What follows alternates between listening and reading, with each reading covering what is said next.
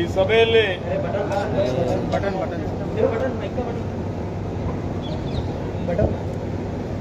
ರಹೀಂ ಖಾನ್ ಅವರಿದ್ದಾರೆ, ನಗರಸಭೆ ಅಧ್ಯಕ್ಷರಾದಂತಹ ಗೌಸಿದ್ದವ್ರು ಅವರಿದ್ದಾರೆ, ಜಿಲ್ಲೆಯ ಡಿಸಿ ಅವರಾದಂತಹ ಶಿಲ್ಪಾ ಶರ್ಮಾ ಅವರು, ಸಿಇಒ ಗಿರೀಶ್ ಪಡೋಳಿ ಅವರಿದ್ದಾರೆ, ಯಶಾದ್ ಪೈಲ್ವಾನ್ ಅವರು, ಡಿಎಚ್ಒ ಅವರು,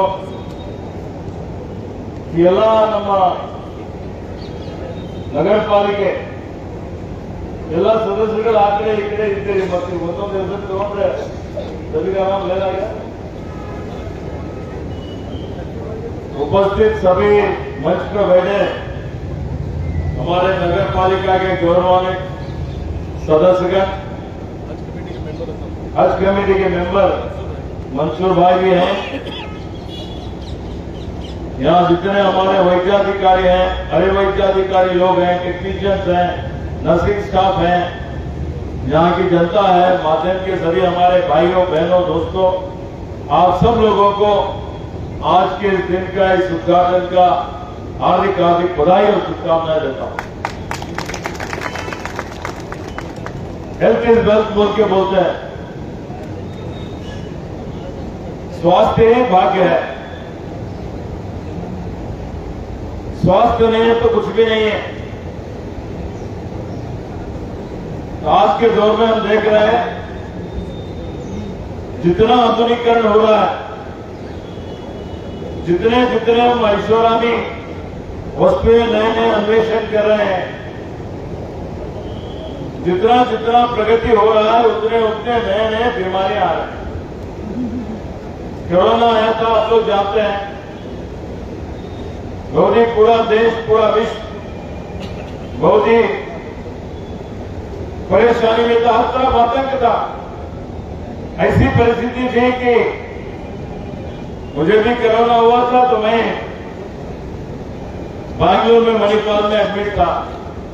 रात में 10 बजे 11 बजे 12 बजे 2 बजे शायद सोहेल को याद होगा, हम फोन करते थे। जब तो मैं विधायक था, मैं रात को हेल्थ सेक्रेटरी को उठाता था, चीफ सेक्रेटरी को उठाता था, सेहत का आरोग्य का मंत्री को उठाता था।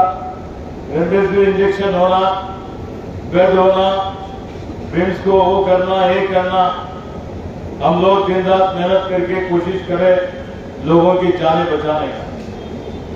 तो मेरा मतलब ये है कि एक आरोग्यपूर्ण अगर समाज होना है, हम सब लोग बोलते हैं, पूरा विश्व बोलता है, हमारे देश में युवा शक्ति जो है पूरे दुनिया में बहुत शक्तिशाली है, उनकी संख्या बहुत बड़ा है।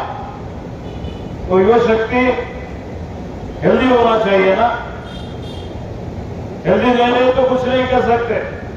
समाज रोगग्रस्त नहीं होना चाहिए, तो सेहत अच्छा रख लेना चाहिए, स्वास्थ्य अच्छा रख लेना चाहिए। तो इसलिए prevention is better than cure बोलते हैं कि कोई बीमार होने से पहले बीमारी क्यों आता है, इसके बारे में भी विचार करना चाहिए। हर तरफ मालिन्य है, हवा में, पानी में, हमारे खाने पीने में, सब में। और आजकल हम लोग देखते हैं कि हमारे युवक युवती कोई एक्सरसाइज नहीं करता, कोई योगा नहीं करता, कोई खेलने कूदने में नहीं जाता, कोई कुश्ती जो है ना, हमारा पहलवान इधर ही बैठे हैं, तुम लोग कर रहे हैं भाई, सभी लोग करना। तो ऐसे में अगर कोई ज्यादा भाग लेते हैं तो उनका सेहत अच्छा रहता है। तो आज जो अस्पताल की बहुत बड़ी आवश्यकता थी गोल्ड सिटी में, तो मैं और रहीम खान मिलकर सिद्धरामैया जी को बोले ये अस्पताल को मंजूराती करना ही है। 2016-17 में 18 में मैं जो म्युनिसिपल एडमिनिस्ट्रेशन मिनिस्टर था, उस्तुवारी मंत्री मैं था और रहीम खान विधायक थे। तो ये जो विधायक रहे जब हम लोग कोशिश करके 100 बेड हॉस्पिटल का शंकुस्थापना करें, उसका उद्घाटन भी करें। और अभी खुशी हो रही है कि यहाँ पर मैं समझता हूँ ऐसे तो ओपीडी कम से कम 400 300 400 तो होते होंगे, 400 पेशेंट रोज आके दिखाते हैं। यहाँ पर 80% ऑक्यूपेंसी है, 80 से 100 डिलीवरीज होते हैं। तो ये यहाँ के लोगों के लिए, खास करके हमारे बहनों के लिए बहुत ही बढ़िया अच्छा अस्पताल साबित हुआ है।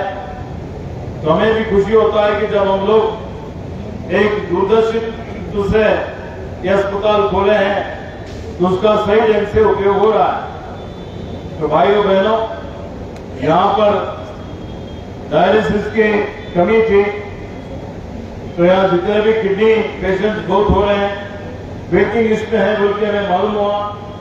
तो डायलिसिस का भी मंजूराती करने के लिए रैंक का 2 बार 4 बार जाके कोशिश करें। तो आज डायलिसिस सेंटर का हमने उद्घाटन किया है। तो किसी को कोई कचरा खर्च करने की जरूरत नहीं है। जितने डायलिसिस के पेशेंट हैं, वेटिंग लिस्ट के बगैर सभी को आते ही फ्री डायलिसिस करने का व्यवस्था करने के लिए हमने सूचना दिया है। और भी इस अस्पताल को मजबूत करने के लिए जितने टेस्ट हैं, ब्लड टेस्ट जो भी होता है हमारे लोगों के सहूलत के लिए, वो सब करने के लिए हमने बोला है। और ब्रिम्स अस्पताल जो है सुपर स्पेशलिटी अस्पताल, उसका भी किस्सा ऐसा है मेडिकल कॉलेज का, क्योंकि जब पहली बार देवगढ़ धर्म सिंह जी चुनाव में ठहरे थे, तब लोकसभा एमपी बने, तो हमारे रैंक का उपचुनाव में ठहर गए।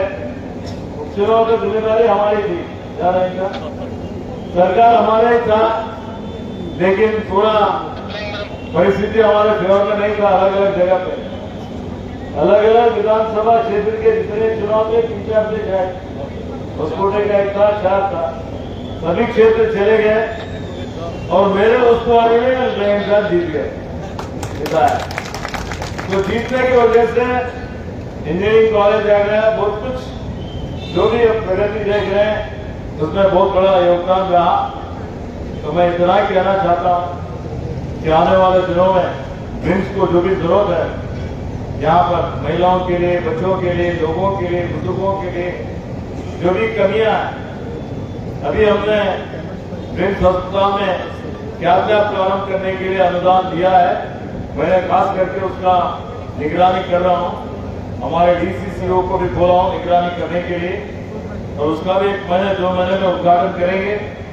तो जो भी हार्ट के पेशेंट्स हैं, जो भी हृदय विफल से समस्या हो सकता है, बाहर जाना पड़ता है, हैदराबाद, सोलापुर, लातूर या मुंबई, बेंगलुरु, वो जाने की जरूरत नहीं है।